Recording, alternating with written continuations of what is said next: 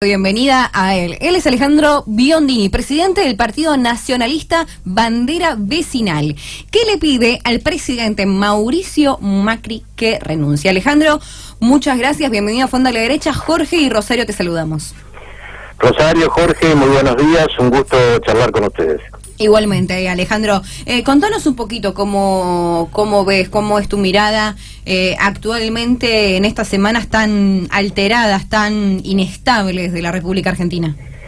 Bueno, nosotros estamos evidentemente muy preocupados, como creo que lo está todo el pueblo argentino, pero fundamentalmente nosotros este comunicado al cual hacías referencia lo publicamos hace 2 o 3 días. Sí.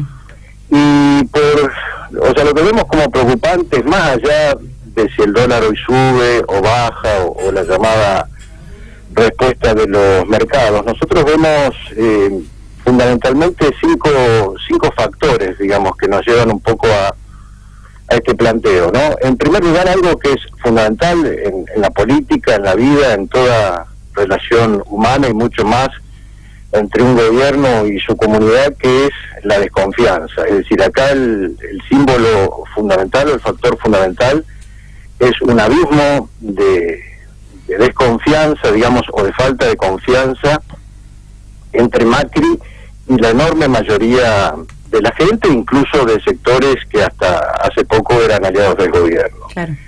En segundo lugar, vemos en todo el discurso, tanto del presidente como de sus ministros, algo que también es muy preocupante, es una desconexión con la realidad, porque más allá de que uno, desde el punto de vista del maquillaje, lógicamente era un disparate esto de la multiplicación de ministerios y secretarías y subsecretarías, cosa que se tendría que haber hecho desde un principio, es una cuestión de maquillaje que incluso entrando en la barbaridad que prácticamente incendiaría el país, de como quieren echar 10.000 empleados públicos, a nivel anual no significaría más de 100 millones de dólares, con lo cual en el grado de endeudamiento y de problemas que tiene la Argentina realmente no es significativo.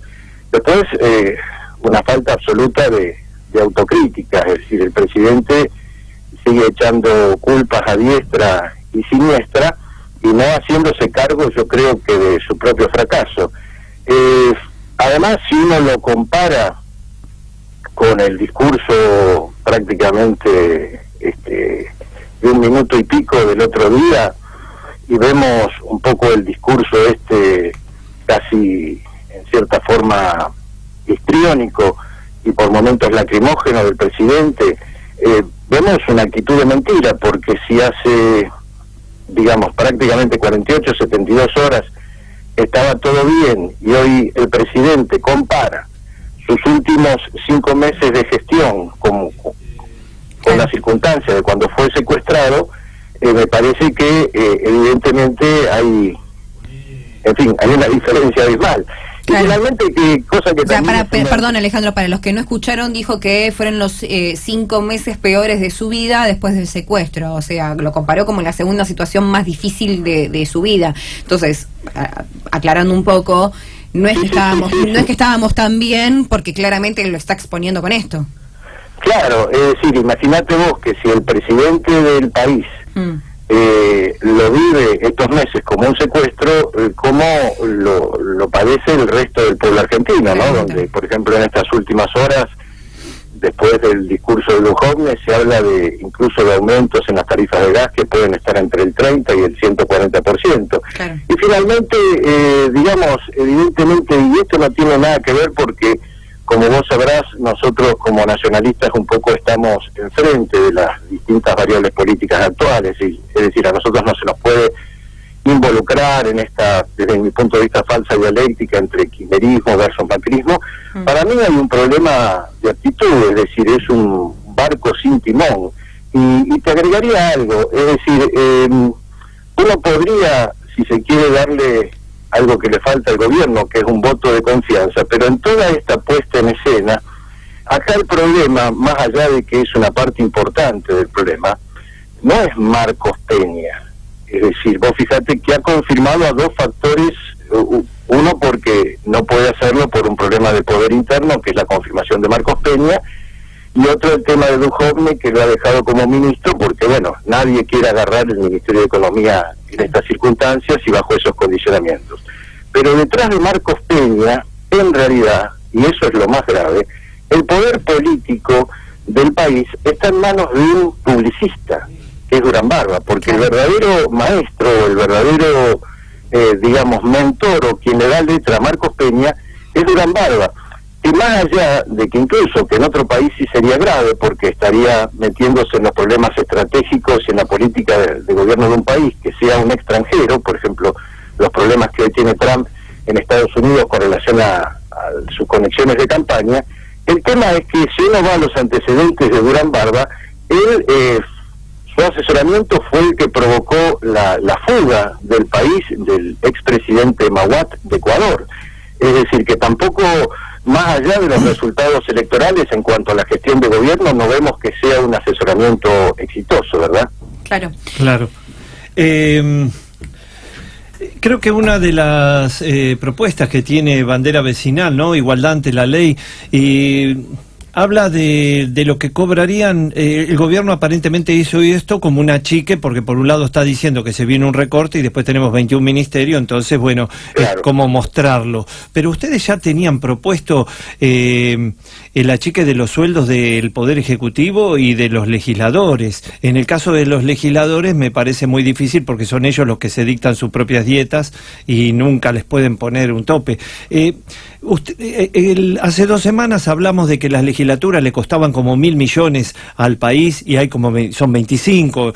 ¿Cree que el ajuste, por lo menos para que la gente entienda, que se aprieten todos el cinturón, tiene que venir por ahí? ¿Le falta la pata política, un poco de sinceridad y un poco de vergüenza?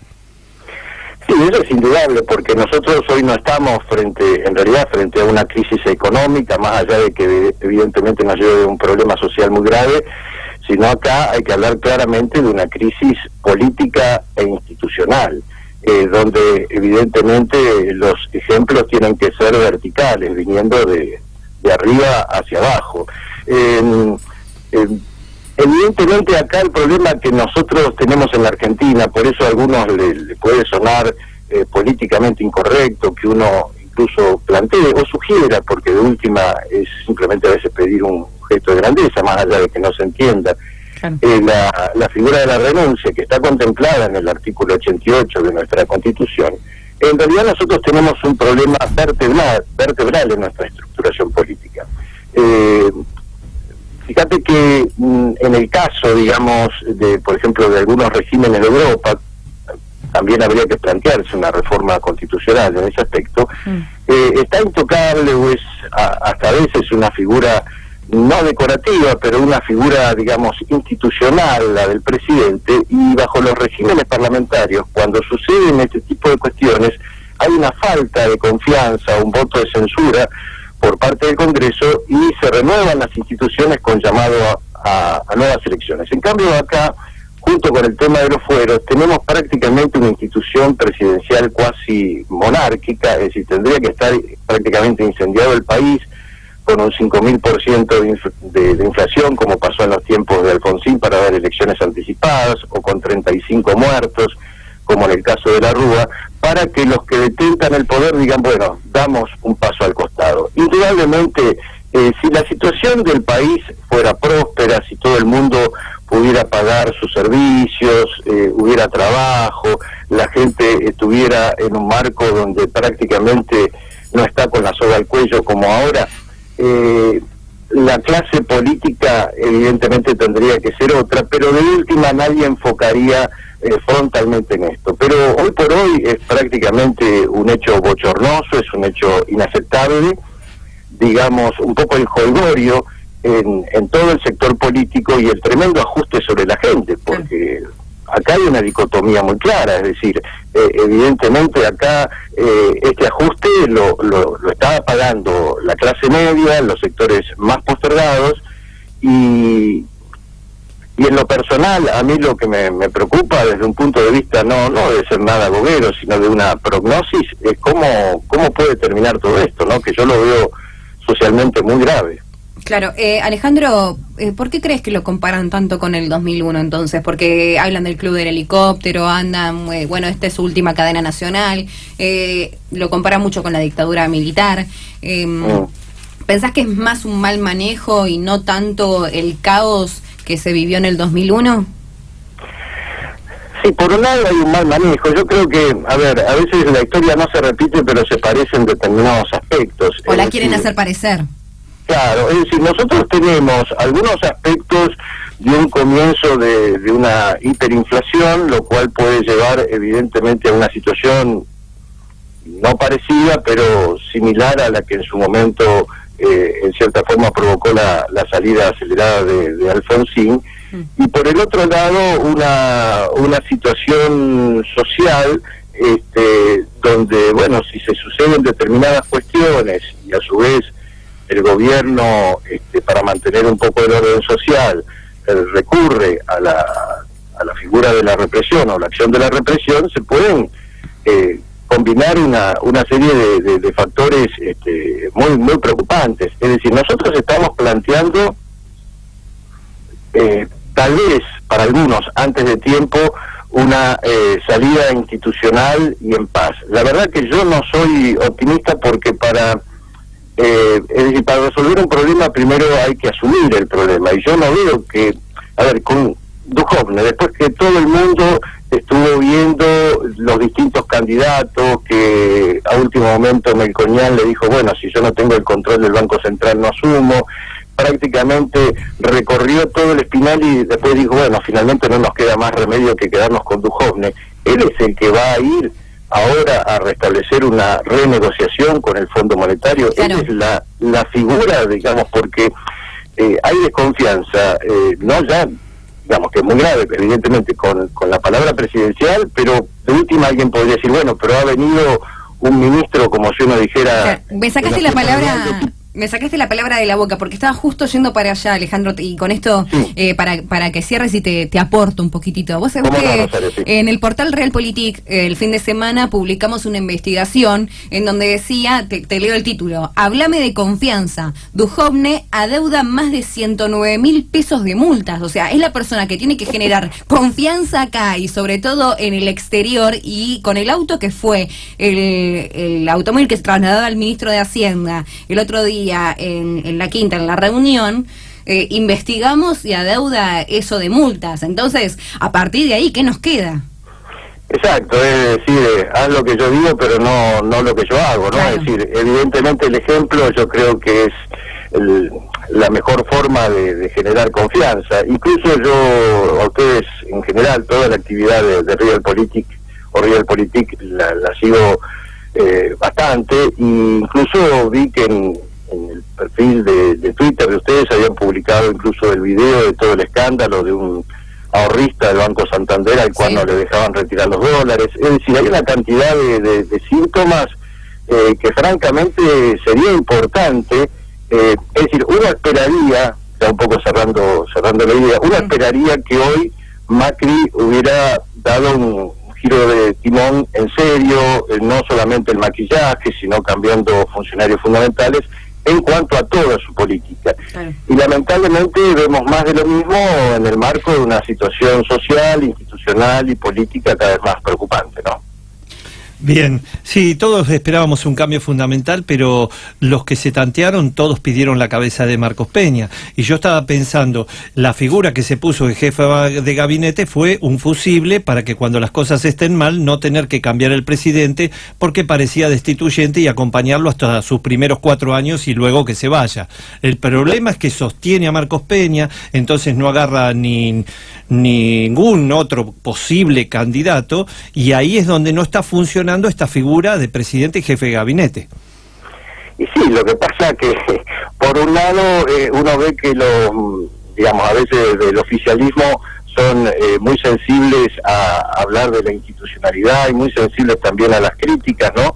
Cuando uno a veces desde las redes sociales dice algo, bueno, se acuerdan de toda la familia y le cae un ejército de trolls. Claro. Pero francamente prácticamente estamos, salvando las distancias y los tiempos, como digamos, si se quiere un ejemplo exagerado, estamos prácticamente frente a la figura de un Rasputín dentro del gobierno, de un jefe de gabinete o de un ministro que evidentemente el propio presidente en sus íntimos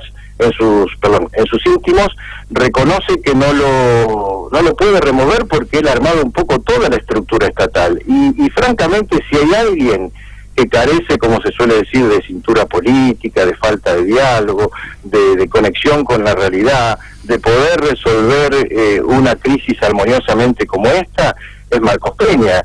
Digo Marcos Peña por Durán Barba, porque Durán Barba considera que todo acuerdo, llamar a una mesa de unidad, llamar a la oposición, ver cómo salimos de esto, ellos lo interpretan como un gesto de debilidad.